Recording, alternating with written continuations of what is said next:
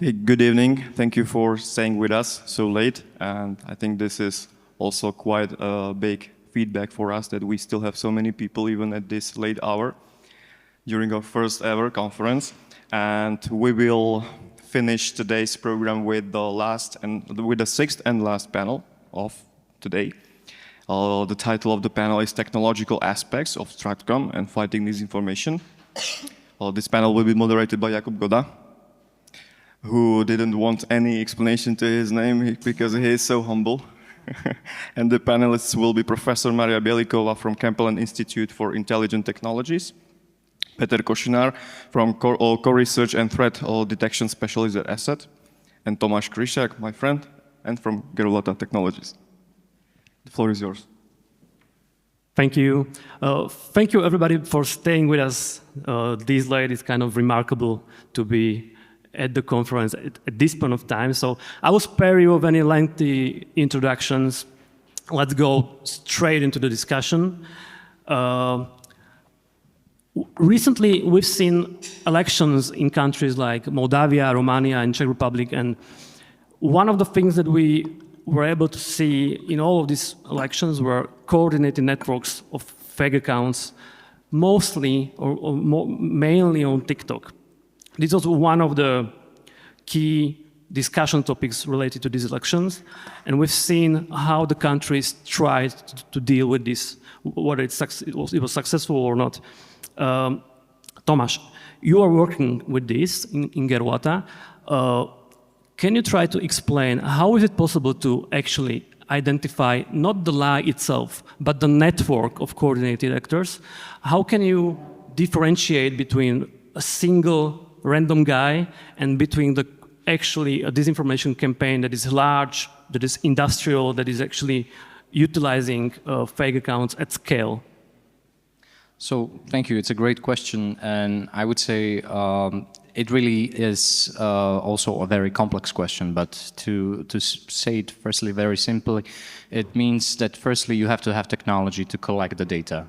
And since we live in an age of fragmented information space, meaning it's no longer only the internet or few media platforms, it's many social media platforms, many communication platforms, and all of them are different. All of them have different users and different properties. So therefore, for instance, what we do in Gerulata is that we have a very complex system of being able to obtain data. And then what is also important is that these data trends are not, or threats are not really happening only like in a certain region, like in one language group. So you have to collect data from many countries, from many languages, many contexts.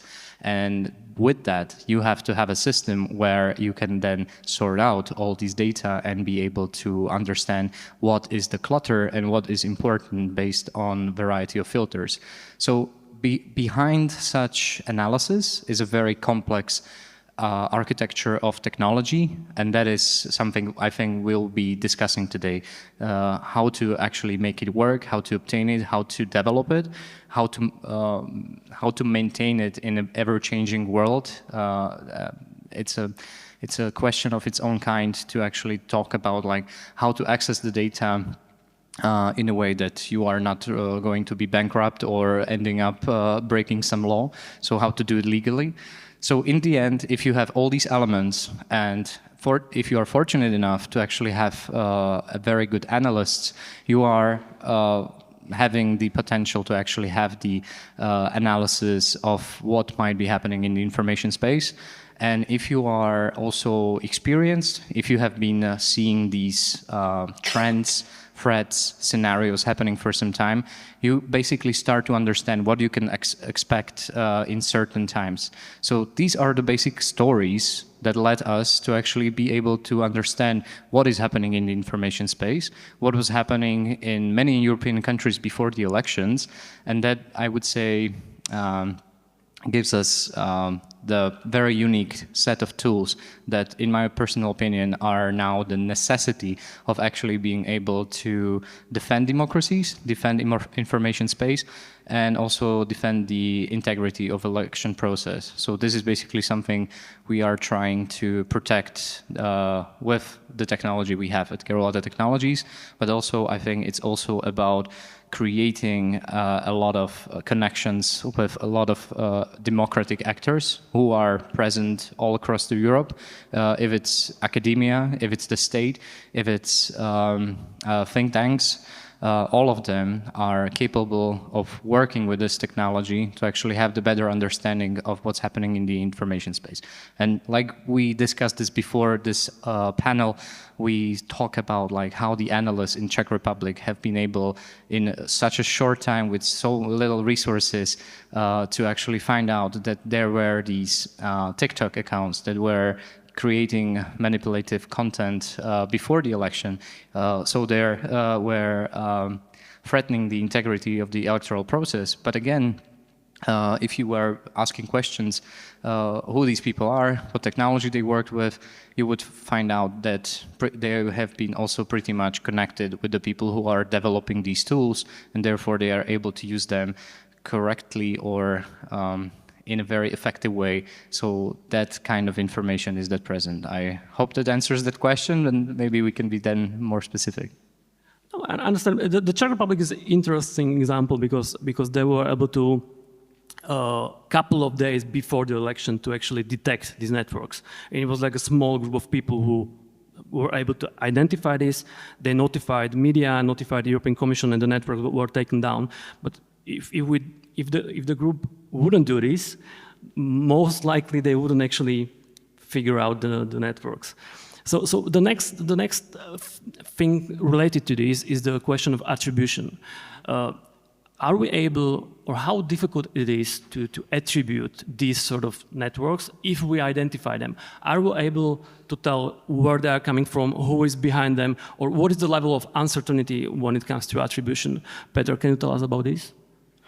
This is a very good question, and we are seeing it in two aspects. One of them is really the part about the information space, and since we are dealing with cyber threats and everything that is happening there, we are also seeing the question of attribution in terms of who are the cyber threat actors doing something, because very often before of something happens, like some piece of information starts spreading because of a result of some leak or as a result of some kinetic activity that has been happening or some disruption of services, all of that can be turned into information and information warfare. But with the attribution on the technical side of what is going on, it is relatively easy, like to be able to tell where something is coming from. The computers are easy to deal with. Who is the person behind them? Who is the one coordinating it? That's usually, from our perspective, something that can be put into the way of this is whichever country, whichever nation aligned actor, rather than someone that is literally from that particular place.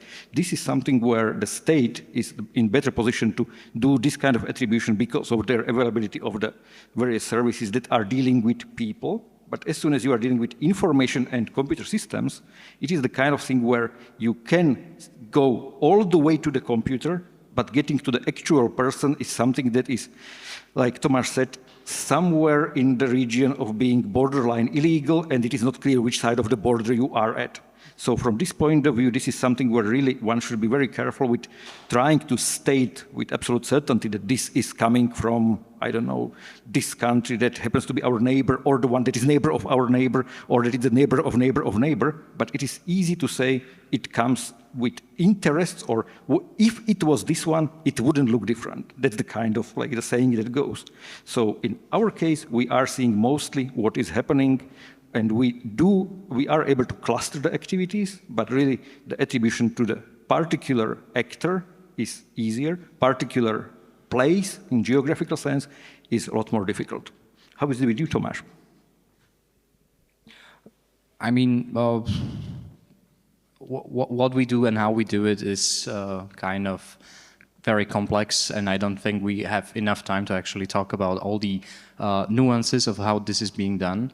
But in the end, You can try to at least illustrate like how exactly. so yeah, illustration. That's a good way to go. So imagine there is a actual incident like drones are flying over some NATO country, and of course this will be noted in the information space sometime later. And eventually, this incident will not only be filled with objective information, but also there will be some, let's say, combating narratives that might be coming from sources you didn't really know were active in your information space. It can be, for instance, people who had YouTube channels about completely different topics, and suddenly they start to have talking points about this concrete incident, but they sound like people who are actually not from your country, but let's say they are from the country where the drones actually flew from.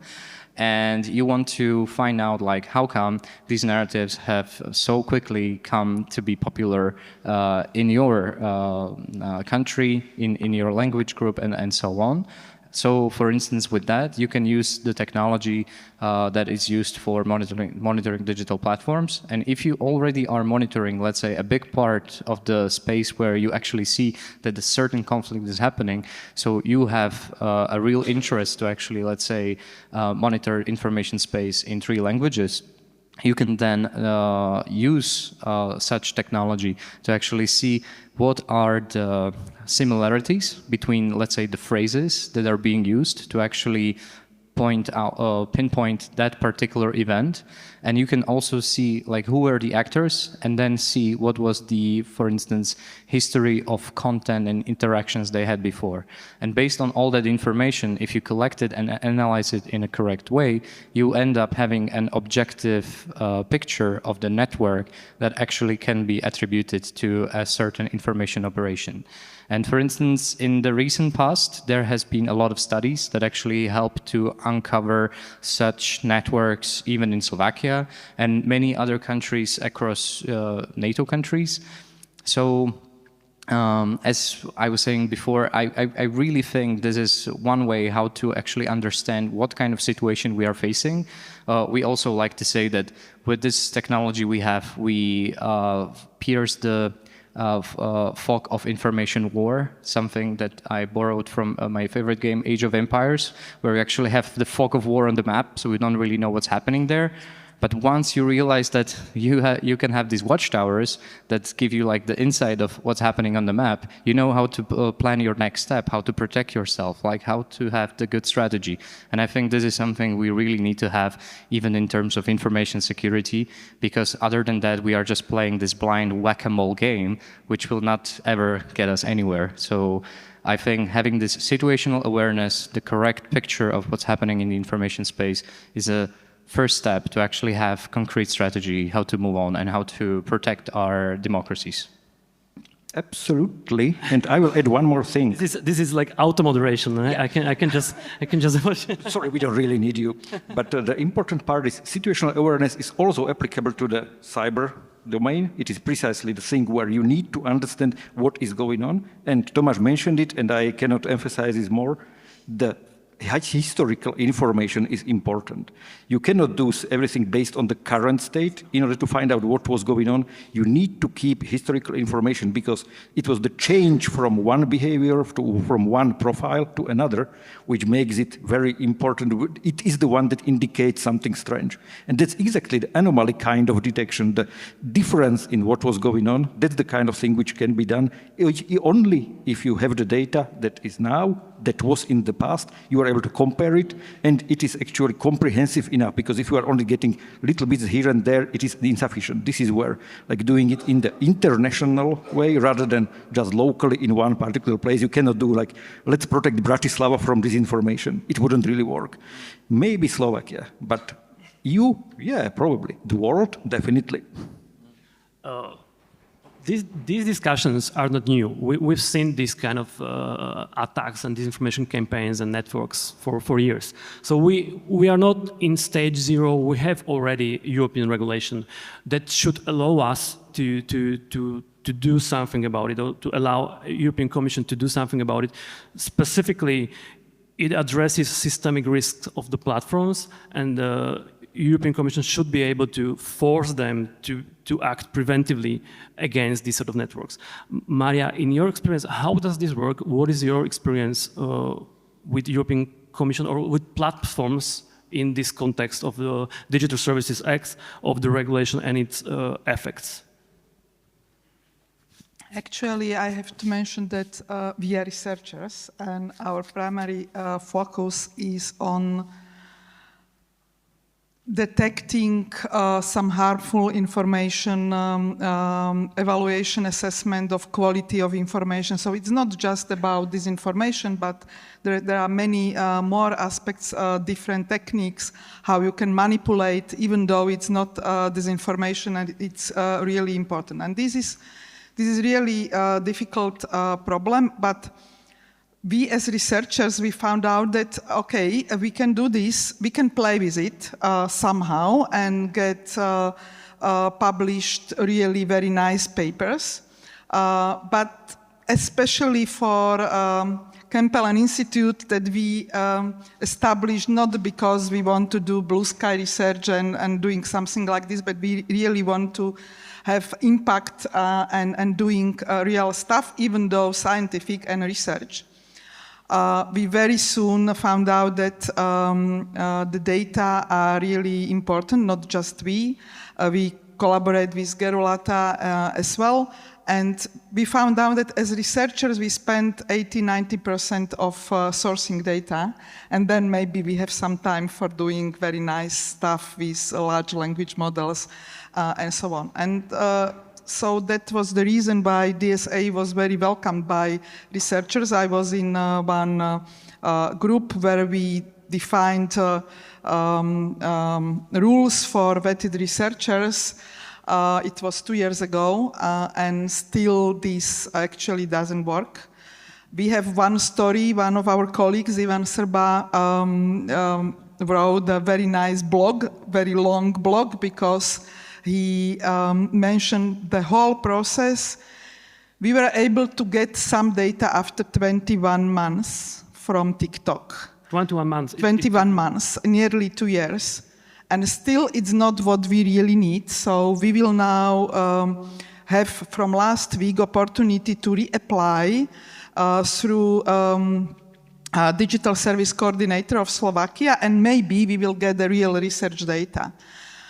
And if you will see the process, it's like you submit something, then you will get automatic message in 1 minute, then first response after several complaints after 4 months, and they will reject your application and then you complain and so on. And these cycles were 3 or 4 times, and finally we have something. So this is very difficult, and it's very difficult from the very beginning, not just because these obstacles which Commission is solving now, but because the data they provide so first you have to have some access, but then you will get data and you will find out that with this data you will not do much stuff. So that is the reason why we on one side try to get this data. Still we are not giving up, and actually we have several European projects with other researchers from universities in different countries in Europe, and they have the same problem. So it's not a problem that we are private independent research institute or that we are in Slovakia. It's a global problem, and that is the reason why we try other stuff, why we try to do other way how to find out what is going on social media through considering them as black box and auditing. So we can maybe discuss more, but it's a bit different approach as trying to have monitor whole the space, but we try to find out what the particular users could see in some specific conditions, especially if you model a bot as a minor and then you look what is shown to such a personality. This is quite important because if you know everything what is in information space, you still don't know how particular individuals are exposed to particular information.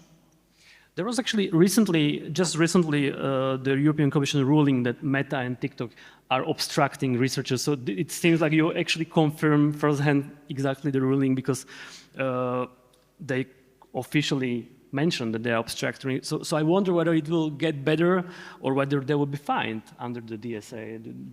What do you think? Is there any chance that? I think there is, but we have to complain and try again and reapply, and doing it in many institutions. And actually, European Commission is helping in this, but still it's not enough effective. But the problem is that DSA is very strong, I believe, because you can have fines of 6% of global revenue, but it's not easy to show harm which is exposed by these risks. And I'm not an expert on DSA, but I don't think that there is any infringement based on this. So they just try as much as they could, and hopefully we will get some data. But I still don't believe this data. I am very pessimistic that they will get data that will really help to discover what they are doing and whether they really assess and mitigate the risks. So I really, truly believe this dynamic approach, and I believe that the Commission should try to extend DSA on these techniques. So at this moment, we do this in a way that we have a kind of fake accounts, actually, because there is no other way how to do this. Doing it with ethical consideration, not influencing the users and so on. But then we are somehow banned a lot of time, and we are restricted. But we can provide open code for our bots, and they can be included in the platform if the platform is willing to do this or somehow will force it. So I believe that this is the way that the social media platform will be enforced to include such code into the platform, and it will be transparently monitored. Without this, I don't believe that anything will really work. It helps, but it will not really work. Auto-moderation again. Yeah, Professor Bielikova has a lot of experience from academia, and it shows like this is the level of pessimism with how long some of those things take is absolutely correct. Like that's how it unfortunately works. Like myself, I don't have very strong beliefs in regulatory approach to getting something done. It is important, but it is not the way to do it fast. And like if we are trying to fight some of the problems that are there, getting something 2 years later might be about 2 years late. So from this point of view, yeah, there is the operational level where something needs to be done now, and it is being done, which is great. And unfortunately, like, yeah, if after 2 years you get garbage, then your research on it will be garbage. Garbage in, garbage out. That's like the basic motto of all programmers. And unfortunately, the research that comes out of garbage is more common than we would be really liking. There is a lot of stuff that is being described and published that is like, yeah, it works like this. Then you try to dig into the actual evidence, the actual information, the actual data, and you find out, no, that's not how it works. Yeah, but this is the issue, that we really work with actual data. And that was the reason that I believe that we should do something, and regulators, at least in this setup of world, they are very, very slow. They are, but we need them. We need them for regulation of food and other stuff. And that is the reason why we should do something and show that, okay, maybe this is the way, and then they can act. So why we do this? if you mentioned that you're skeptical towards the regulatory approach to do something regarding tech platforms, what is the alternative? Because I mean, we've been here before, and we tried different approaches. We tried like public pressure. We tried, begging, asking. We tried, all kind of political campaigns and stuff like that. But it didn't really work. So what is really the alternative when it comes to tech platforms to regulation? Funnily, sometimes it worked. Like it is, again, less visible in the information space, more visible in the cyberspace, where the peer pressure and coordinated action did help. Like one of the things that was also mentioned, how do you show kind of damage? How do you put the monetary value of what is lost if something is happening? It is very easy in case of fraud. It is very easy in case of money being stolen. It is very easy in kind of like scam schemes that are trying to lure people to buy into some fake investments or so. It is very difficult to do this with just the information that is especially the disinformation kind. So from this point of view, we have a very strong approach on the criminal law side, where this is a crime. We have a very poor kind of approach, or even like tools available when it comes to people working with data that is, or working with information and influencing others, because that is speech. That is the thing that we are quite proud of, having free speech in this sense. So restricting stuff is more problematic.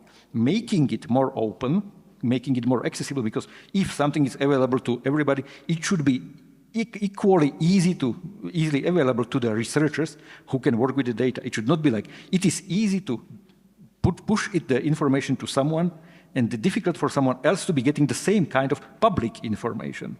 So regulatory is important, but it is a bit lagging behind at the moment, because everything, including social networks, were much faster than the law. Law is slow. That's what we see, and sometimes it is very like, once it finally takes place, it is about 2 years late. So maybe the AI can be suggesting the new ideas, but really don't put that into law straight away. But still, even if it's late, it's important. And we need it, and especially in this domain, because some physical stuff is much easier to regulate, but the harm of this abstract, virtual, digital stuff is much bigger, or I believe that it's going to be much bigger harm, so we have to do this. Absolutely. Like, I fully agree that the regulator is important. I'm just pointing out that it is not going to bring the fruit easily and quickly. It will take some time, and it might take a few iterations of how to do it right, because we have made mistakes with other things, and it took some time to actually figure out this is the best way. So it will be the case here as well. The only slight problem is that really the advent and the wide availability of AI technologies means that the progress is moving very fast, and it is accelerating, not slowing down. That's different. Yeah, it's something different to say that you're skeptical to regulatory approach, and something different is to say it will be hard. It will take time. That's for sure. Tomasz, what do you think about the success of the European regulation so far? Because I asked about the systemic risks in particular. There is an article in DSA that is addressing a systemic risk, and I wonder, what do you think? Like, how does it work so far?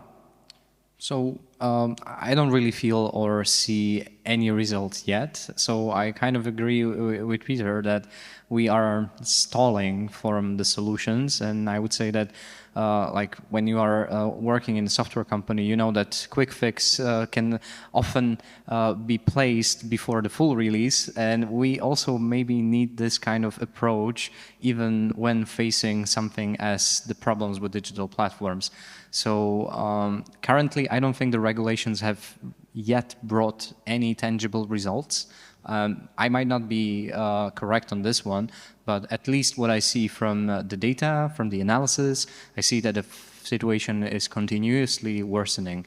And I would say that more and more platforms are actually getting used to the fact that there are no rules, basically, and no entities that would be capable of maybe, bringing the law into the jungle of digital platforms. So I agree that at this point, we still need to seek out other solutions that are helping us in this time when we are still waiting for the system to start working. What are these? Many. I would say I would start with using our social liberties. Like we can all be a little bit more active in digital realm, and if not in digital realm, then maybe even in physical space, and we can help out people who actually we see might be lost in the jungle of information space, and just have a very good, polite conversation with them, and just help them navigate through all kinds of topics that are trending on digital platforms. You know me, and you know that I myself have tried many times, many ways how to actually increase the quality of the information space. And we all know that it's a super complicated task, especially if you are working in an environment which is becoming ever more hostile to actors who are actually trying to do the good thing. So it really creates more and more, I would say, stress factors. So in the end, you have to maybe remain being faithful, like having some kind of hope and faith that humans have been through a lot throughout the history. And of course, this is a really fast change, and it's touching the lives of all of us. And personally, I would say that I'm really fed up that for 21 years we are seeing platforms like Meta, Facebook, and they are just doing whatever they want to make a buck. And we are here just trying to find a solution how to improve something so fundamental as democracy and the society. So yes, I also feel a little bit fed up, but it doesn't mean that I'm, not trying to do something that I feel might be working in the environment where we are trying to, mitigate the damages that are being done to our society via the digital space, where all kinds of things are happening. And just to maybe close this, I do hope that these regulations eventually they will bring the fruit that we are all waiting for.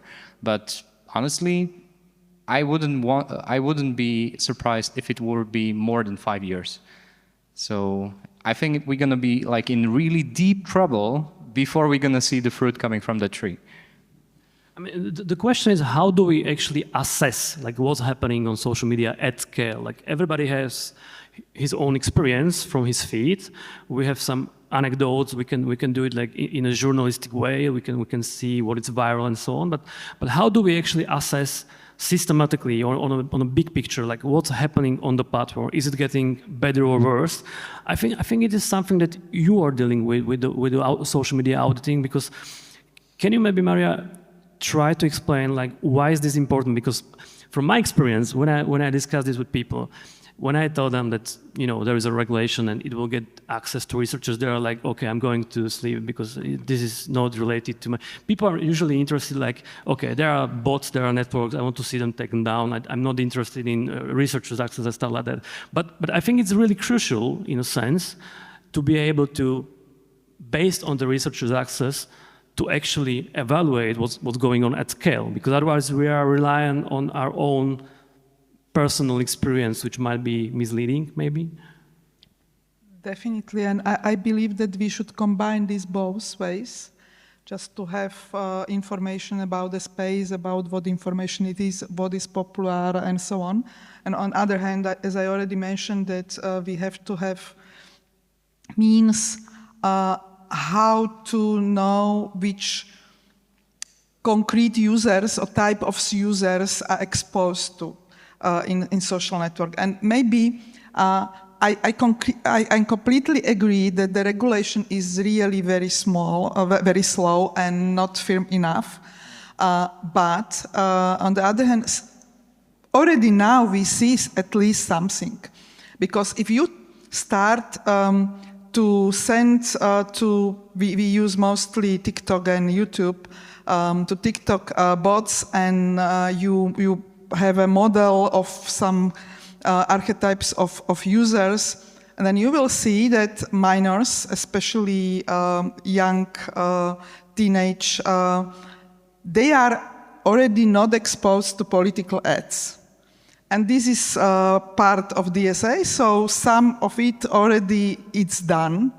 But then you find out that afterwards, in second step, they are profiled, they are exposed to other very harm content, and this is not really good, because if you put the 16th, this is our last study, and in, I don't know, 1-2 hours, they really see the content that they really shouldn't see. And almost everyone has kids in any age, and I believe that at least this should be really important. And then with this, maybe we can combine it with the approach Tomáš mentioned, that I believe that everyone can do a small change every day with people, with myself and people around me, discussing about this, seeing the real concrete cases, and then thinking what is doing with me, with my kids, with my parents, and so on.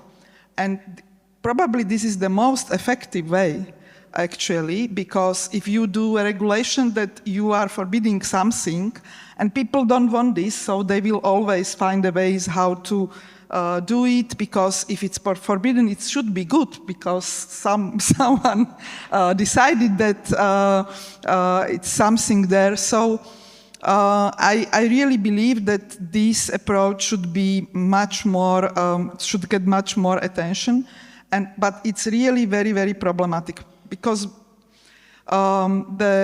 especially TikTok is very dynamic, and it's not easy to really get the information which is there, to get twice the same experiment. And if you do it in a way that you are somehow in a border because it's not allowed, it is, but it's not completely allowed what we are doing, and we are researchers. So it's on camera. yeah, it's on camera, but then you have to decide what we see, that our democracy is really in a big danger, and then if you will follow all the rules of society, and then something will happen, then you have to try to make this decision. And we made it that this is really important topic, and we do it as best as we can with really a lot of ethical assessments. Without this ethical assessment, we will be much more aggressive, but still we do it on somehow. It's legal. It's legal. I think it's legal. Peter, do you have some auto-moderation remarks? Actually, I fully agree with that, that yes, some of the things that are done are, you ask 3 lawyers, you will get probably 6 different opinions, so it's hard to say what the actual state of what is legal and isn't, because, well, some of the regulations and some of the laws are so complex that there is literal disagreement on what should be done and how. Anything that is related to personal information is a huge mess, at least for the IT guys. We hope to understand the thing, we don't. The lawyers claim to understand, they don't either. Now, on the more serious note, if you think of it, yes, getting useful data, getting the data from your own experience is literally like the anecdotal information. Do you think the approach of everybody doing something would actually work? Because you do it because it is in your interest. You are interested in learning something new. So am I, so is Tomáš, so are probably everybody here. But is it something that would really be done by any meaningful proportion of the society? Because I have some doubts about that as well, how to get people to actually do something. It is difficult to get them to vote, so how to get them to do something on the social network? We have to try. Always we have to try. One example is smoking. Now, probably almost everybody knows that this is not good for our health, and the number is really decreasing. We reached critical mass, which is not 50%. Critical mass is some 15-20%, and then it will spread similarly as COVID is spreading. So I believe that we shouldn't give up to try to get this critical mass, and the issue of children protection is one way how to do this. because this is very sensitive, and many people starting to understand this. And you have parents, you have families, you have schools, and this can have huge impact. So maybe it will really work in 10 years, but still we have hope, I think. And I think there is a fairly broad consensus about children and the threats towards children. So I think you can find the areas where the consensus, the societal and political consensus is strong. Like it's not related to the speech issues, to the disinformation or propaganda itself, but you have different kind of categories like illegal content or, you know, protection of children or this kind of coordinated fake accounts where I think most people would agree that we actually don't want this, and we can agree that we need to regulate this. So we don't even need to talk about, you know, this kind of most sensitive stuff, like should we ban lies in general, because that's problematic. But you have so many different things that you can do with regulation or with attempts to regulate. This is great because, like, I was trying to see whether this is the opinion of others, not just me. So I heard that at least 2 other people are agreeing. Great. So you're in agreement. I hope that you will disagree. Tomasz, what is your take on this? Where should the border be? Do you think the lies and the propaganda should be banned in general, or do you think it should be within the boundaries? I don't think that what we are seeing on digital platforms can be fixed by such rules. I think we are facing a space which I often like to use the thoughts of Shoshana Zuboff, and she is the one who said that when we are facing what digital platforms have become, we can call them an epistemic lie. Like they pretend to be something they are not, and they are particular in lying that they call themselves social media, yet they are not really connecting people together. They are not helping us to see the lives of our friends. They give us feeds based on algorithms that are really just trying to catch our attention by anything possible. And even today I switched from my main account to my page, and I just compared like what the feed looks like, and it's a completely different story. And I would be I think, crazy person if I were looking at a feed that was based on something that is related to one of my pages that I manage. So I see that we are facing something very asymmetric, something very dangerous, and something that needs to be understood in a very good detail. So this is, for instance, one of the reasons why we are developing the technology we have to this level, and we want to use it for this particular mission, I would say, to actually understand like what happened to the internet, because the internet has been changed by these private companies. And I don't really think that making these rules out of thin air, like we're gonna ban lies or something like that, that's gonna help anything. It's not. Like we are far from understanding like what really happened to digital platforms, and to make it even harder to unlock the right answer, we failed to actually have good solution for development of this generation of digital platforms that have completely changed how the past 20 years actually happened in the global human civilization. And now we are facing these first few years of technology of artificial intelligence that is now present in almost every life of every person on this planet. And when I see, for instance, what it does to people, young people from Generation Alpha, I see that this is, again, a huge thing that will impact society and humankind. And seeing it in a way that we are trying to distinguish between the truth and a lie wouldn't help us to actually answer the question, which is far more complex. And that is, in my opinion, having the answer that what is actually the function of information space in 21st century? Like how can a human being benefit from existence of this technology in 21st century, and how to achieve a state that the existence of such technology would be profitable for the private companies that are developing such technology, but not on behalf of the quality of human life, the quality of our democracies, and so on. So I think the questions are really more complex, and we are still kind of trying to figure it out. And I honestly have hope that technology is also part of the problem, but greatly part of the solution, and we should go that way. Some people say, towards what you are saying, that actually, if you see this as a deep systemic problem regarding the incentives of the platforms and actually the market forces that are pushing them towards certain behavior, like what is really the solution then? Because if we live in a market economy where you have the huge players that are trying to maximize profits and then maximize engagement, like what you can actually do about this? If we, I don't want to be utopistic, so I think we will stay in market economy, I suppose. So some people are suggesting like rather utopistic idea, I would say, or maybe interesting idea, and they're starting the discussion about the European social network, so European social media.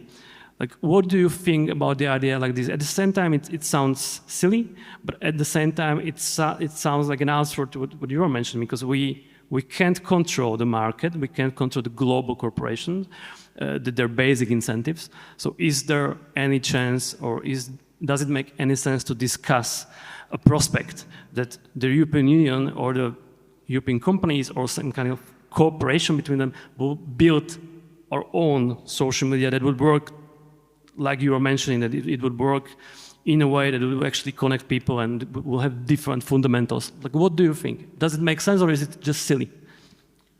I think to me, it still seems impossible. And if I imagine like a multi-dimensional space, and there is one universe where European Union has its own social media network, I think it's going to be either boring or not going to be used by the citizens who would be using VPN just to go on Instagram and see, I don't know, like girls in swimsuits and whatnot, what kind of content would be banned in that universe. And in the end, someone as powerful and rich, like Zuckerberg or some other mogul who owns this infinite amount of money and has access to political power, would be able to actually find his way to actually obtain the technology. So I really think that we can't unglobalize the world. Like the way how to achieve that would be like some kind of magical trick that would unglobalize the world, and that even sounds scarier than the actual problems that we are having. So we really need to find a way how to fix the current generation of platforms, which I think will be eventually and they are also very much interested in development of tools of artificial intelligence, because I think they are aware that the next big thing is that everybody's going to be using some kind of agents and complex technology that would be based on artificial intelligence rather than the platforms we had or have in this era. So that is my wild imagination, like what's going to be happening in the maybe next 5 to 10 years. Actually, we can do this, but not with democracy. So if we turn into autocracy in Europe, then we can do this. We can have our own social network. But I mean, you can try, even in democracy, you can try to build a product. Yeah, definitely, we can try this product, but I am not sure why this should be different. If the European Commission will pay it, then of course maybe if there is enough force, it could work.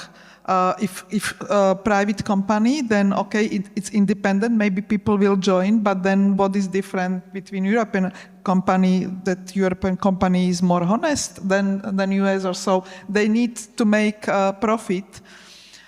So a commission is trying to do something. It's not similar, it's completely different, but with digital libraries, because we researchers are in very unpleasant situation that we have to do a whole research, then we write a paper, it's really huge work, and then it's reviewed, and then you have to pay quite a lot.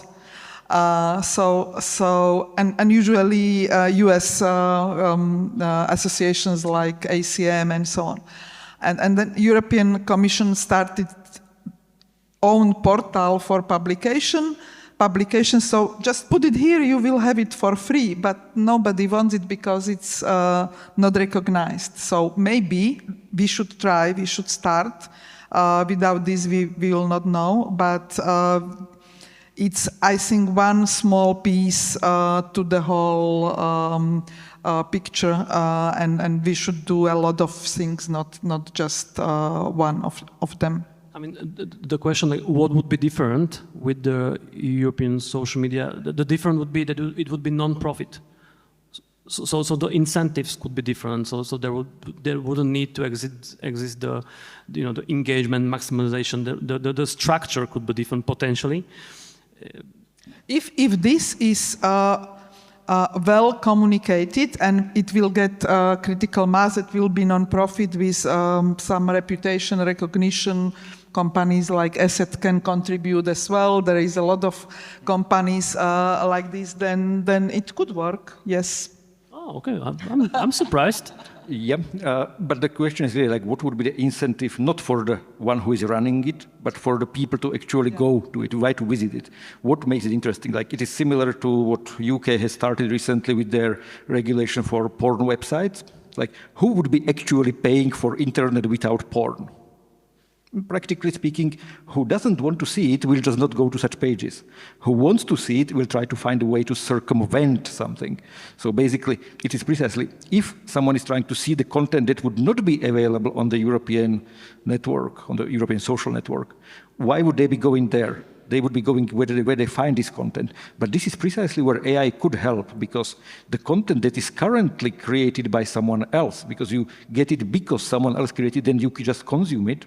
This is the exact kind of content that could be generated locally in not that long time in the future. I expect that lots of stuff that is currently being done by someone else, you can visualize the idea that you have. You might not be able to paint very well, you might not be able to draw, you might not be able to sing very well, but you are able to describe what you want, and the locally running models or cloudy models, but still something that you do, will get you the type of content that you currently seek at the other networks and that is being pushed to you.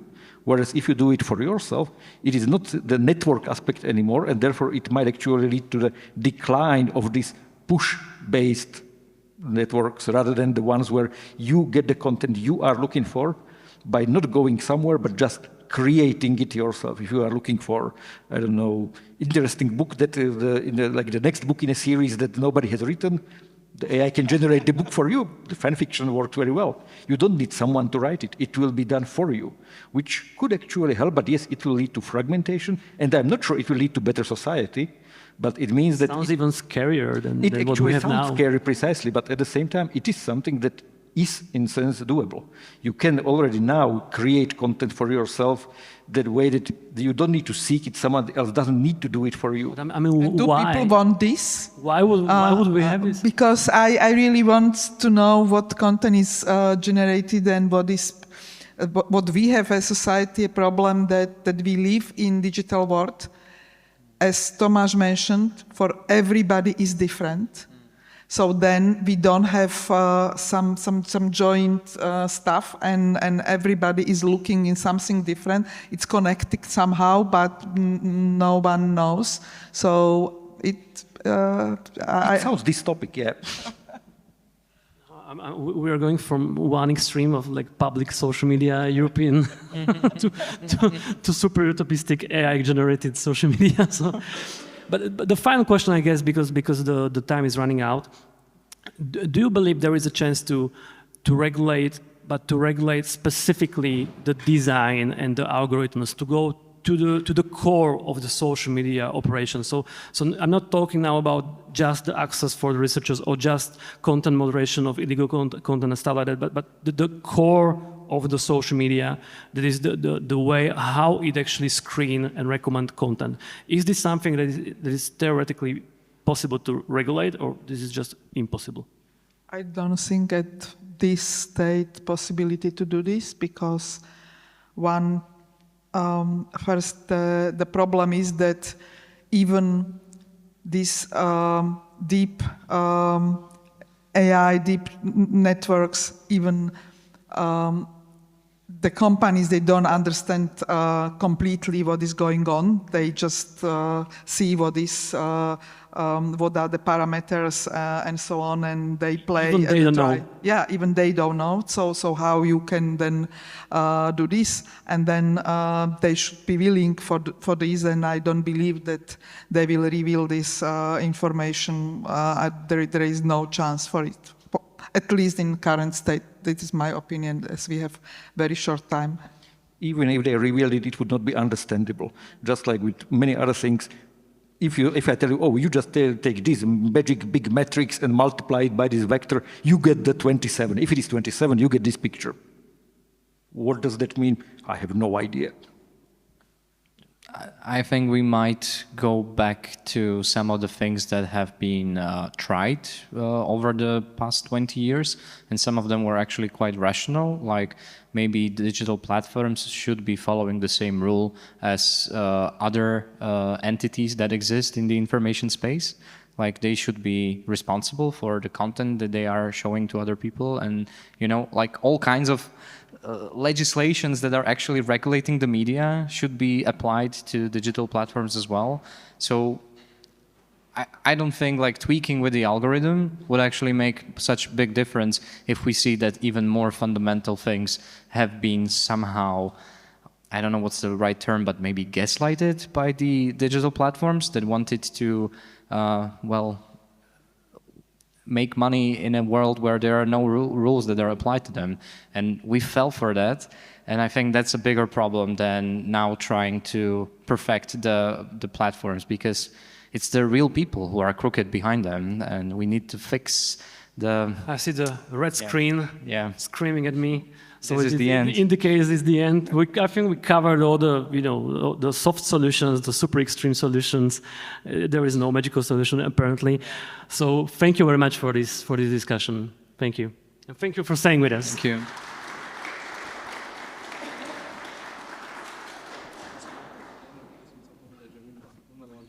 It was a long day. Normally we would split it in 2 days, but we have no money to rent this nice place tomorrow. So for this reason, the second day of the conference will be hosted on the Canadian Embassy premises with a limited capacity, so only for the invited speakers. But thank you very much again for your patience and for your support. Also, thank you very much for my team, for the staff who served very good meal, for the TV crew from the Studio Shape, and sponsors and everyone who contributed to this amazing event, our first conference. Thank you very much and see you next time.